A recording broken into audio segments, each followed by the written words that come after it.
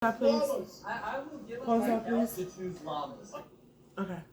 Hi guys, how you guys doing? I am doing alright. Thank you for tuning in to my third tip video for CNAs.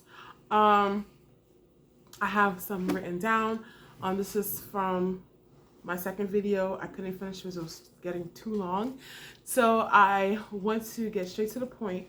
And please like, share, and subscribe if you feel this information is going to be informative for you, someone that you know that's in the healthcare system, that's serving humanity. Please share it. I would really appreciate it. And thank you for the new members that's coming through. Hi. Thank you guys. I love you. And God bless you. And here we go. So I had left off for wearing gloves. Where would you wear gloves? I just said wear gloves. Where would you wear gloves? You wear gloves if you're bathing your client, if you're cooking a meal, especially meats that you have to marinate with your hands. When you're cleaning your client's room, even if it's brooming, dusting, I advise you to wear gloves and even wear a mask, because at the end of the day, what happened is the debris that you're breathing in, the dust, it's like old skin, hair. If the client has a pet, sometimes the pathogens that's in there, you could be allergic to it, and it could cause you to get sick. I know from experience, every time I clean my client room in the past, I would get severely sick because I would deep clean and I would go to the nooks and cracks in her room, and she had 2 cats and all of that. I'm breathing it in. I was a mess. So I advise you to wear a mask as well if you're dusting, cleaning. Where else you would wear gloves? When you're doing laundry, when you're washing their clothes, because sometimes it's not their fault. They will have, bodily fluids on their sheets and on their clothes, and they can't, if they're incontinent, they can't control that. So they will have a bad night or a bad morning, whatever the case may be. You don't want to touch that urine, you don't want to touch that bowel movement with your bare hands. And sometimes if they have pets, the pets can, little mark their territory. And, that's one place I usually find they markings is on the sheets. So when you're doing laundry, you wear gloves. When you're going into the bathroom and you're taking them to the bathroom during the day, that morning, that afternoon, that evening, you would wear gloves. If you are, bathing them, I think I mentioned that, you wear gloves. Where else? I think that's so, I think those are the few that I do remember. If you are going through their storage and they needed something from their storage and you went in there, you don't go bare hands, you do wear a glove. Go get some water on the counter and drink it. Sorry guys, my son is coughing. That's where you will wear gloves.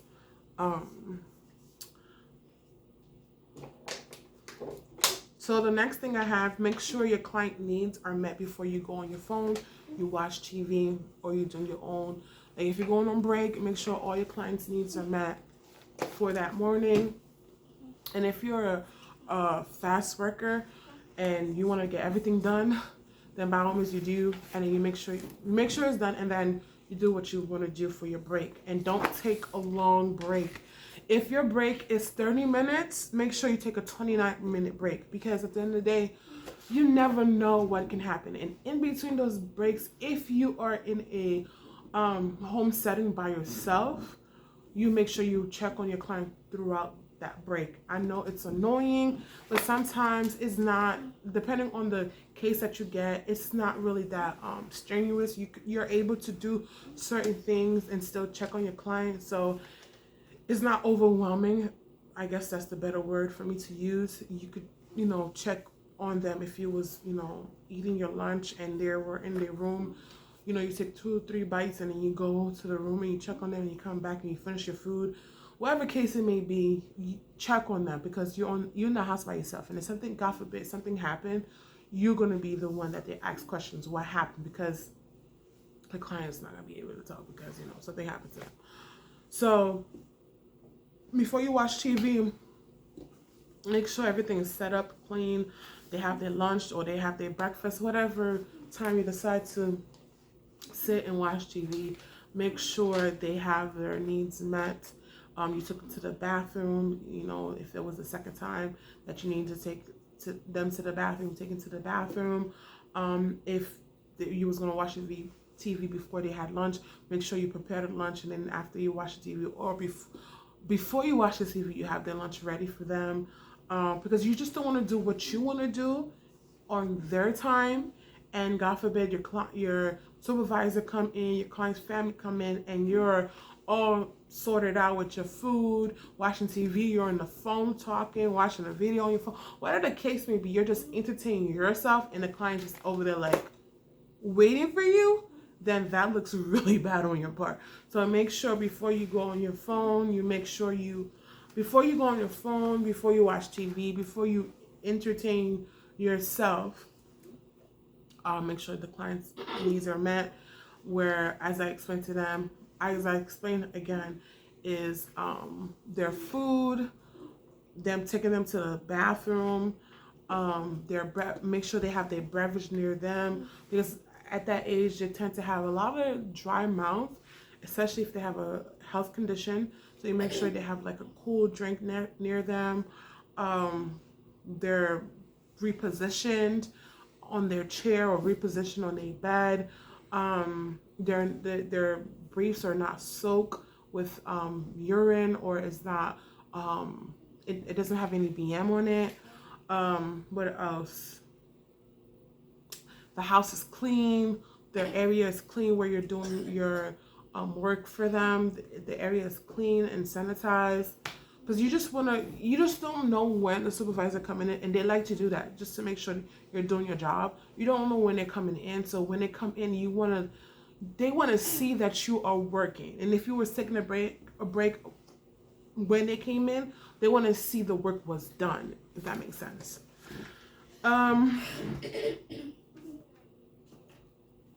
Okay, so going into work, I said going into work at 15 minutes earlier. So if you start at 7 o'clock, going to work at 6:45, 6:50, because that extra time you could get report, you could scan the area, you could observe the area.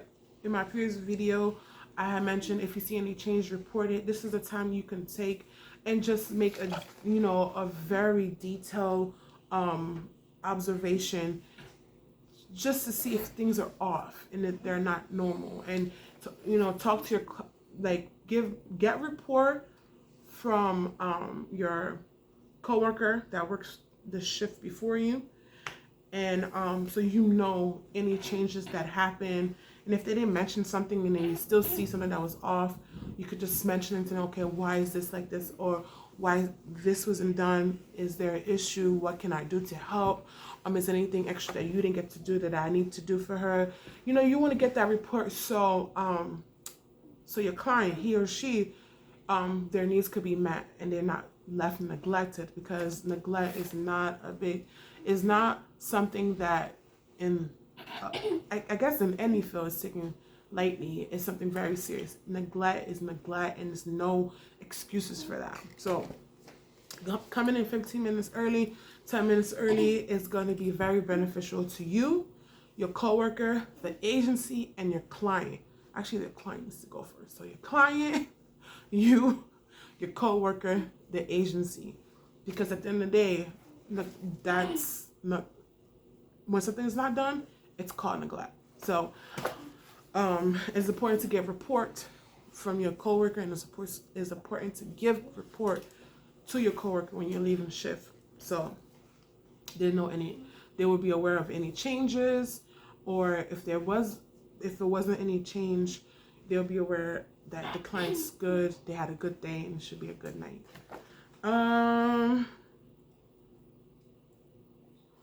Do not gossip. Do not gossip. Now, the reason why I'm laughing is because I had clients come to me and tell me stories about my client, about the coworker, and it was so difficult to tell them don't tell me stuff like that. Like, I didn't, it would seem off and disrespectful and just shutting him down. So it was a collective decision with my investigating supervisor, investigating nurse, my supervisor, to say if any issues, any changes, anything that you see that was not properly done, here's the office number, call them. And that's what I did. And they abused it to the point that my supervisor changed her number. I am not making this up. This is a true story. Gossip with coworkers, that is something I did not take part of, because that same coworker that's coming to you and telling you stories is the same coworker that's going to tell other people stories.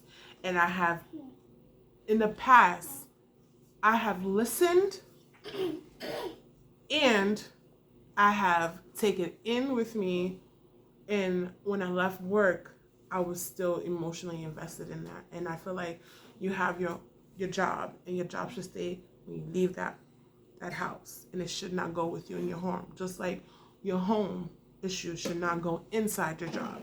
So I feel like I was very emotionally invested with things that was going on that I could not control, and I didn't understand why it was happening.